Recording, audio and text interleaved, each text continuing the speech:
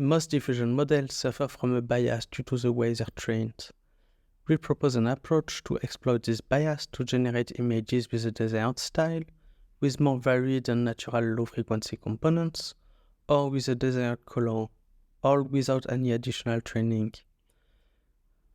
Hello everyone, my name is Nicolas Everaert, and in this presentation, I'm excited to share our research on exploiting the signal leak bias in diffusion models. Diffusion models are able to iteratively generate images, starting from noise only. However, generated images tend to be grayish and uniform, and adapting a model to a specific style often gives poor results. In our work, we propose a method to fix this bias and exploit it to our advantage. During the training of a diffusion model, clean images are diffused with various levels of white noise. However, at the highest level of noise, a corrupted image still retains a subtle signal leak from the original image. The diffusion model learns to use this signal leak in the corrupted image to deduce information about the original image. Now, at inference stage, images are generated from white noise only, which does not contain the signal leak the model was trained with. This leads to a signal leak bias. Unlike prior work, which needs retraining or fine-tuning, we show that this bias can be fixed effortlessly at inference time. Furthermore, we show that it can be exploited to our advantage to generate images with a desired style or color. The key idea of our approach is the following. Since the model was trained with a signal leak, our solution is simply to add a signal leak at inference time in the initial noisy image, mirroring the training strategy. Since the signal leak is mixed with a lot of white noise, only the features of the data that are less destroyed by noise need to be modeled, as we will explain shortly. To understand how our approach works, let us recall the training process of diffusion models, focusing on one training iteration. A clean image is taken from a dataset and corrupted with white noise. The noise level is defined by a time step sampled randomly. The diffusion model is given the corrupted image on the time step and is tasked to predict from which clean images the corrupted image can come from. Now the crucial observation is that the corrupted image at the highest time step always contains a signal leak from the corresponding clean image. For stable diffusion, it still contains 0.068 times the original image. The model utilizes this signal leak during training to deduce information about the original image. For instance, the model learned to estimate the average color of the original image from the signal leak. Then, at inference time, when we give white noise to the model, it tries to deduce the average color of the image to be generated the same way. It then generates grayish images. This was already observed in prior studies, for instance Gutenberg and Lin et al.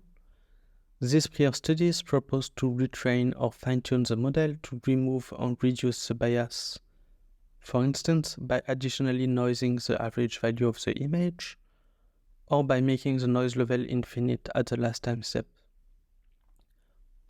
On the contrary, our approach of including a signal leak at inference time does not require additional training. Aside from the grayish outputs, fine-tuning stable diffusion to a specific style also usually leads to mediocre results. This is because the signal leak present in training but not during inference creates a discrepancy between the training and the inference distributions. This discrepancy depends on how the data distribution differs from the noise distribution. In particular, when stable diffusion is fine-tuned on images of a specific style, the data distribution differs significantly from the noise distribution, hence the bad style adaptation results.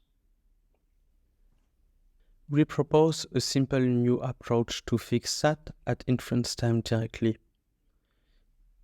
Instead of starting the image generation from white noise only, we also include a signal leak in the initial noisy image, mimicking the training behavior.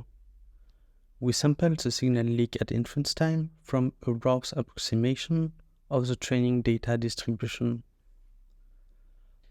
Our experiments show that, in case of style adaptation, a pixel domain model is sufficient to realign the training and the inference distributions. That is, for each pixel, we estimate its mean and its variance using a small set of target style images. This is fast and done only once per style. We show here two examples of style-adapted models that can be found online. The first one is a line art model trained with textual inversion on 7 line art images with light background and pastel colors. The second one is a model trained with dream boost on 24 images of the sky with dark background and an interesting astronomical phenomena loosely at the center of the image. Our method of including a signal leak at inference time greatly improves how well the generated images match the desired style compared to the images that can be originally created. Regarding the grayish bias when generating natural images, estimating mean and variance of each pixel independently is not sufficient to realign the inference and training distributions. This is because the difference between the noise and the natural images distributions does not lie in the pixel domain, but in the frequency components. Indeed, the power spectral density of natural images follows a 1/f square power law, while the power spectral density of white noise is constant. As a consequence, adding white noise to natural images destroys the high-frequency components, but not the low-frequency ones, such as average image color and large-scale patterns. Instead of modeling the data distribution in the pixel domain only, we then also model specifically the distribution of low-frequency components by estimating their mean and their covariance.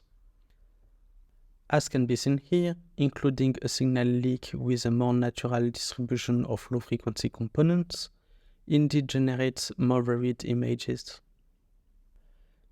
Instead of trying to remove the signal leak bias by realigning the training and the inference distributions, we now show how to exploit it to our advantage to generate images in the desired style or color, here with Stable Diffusion 2.1.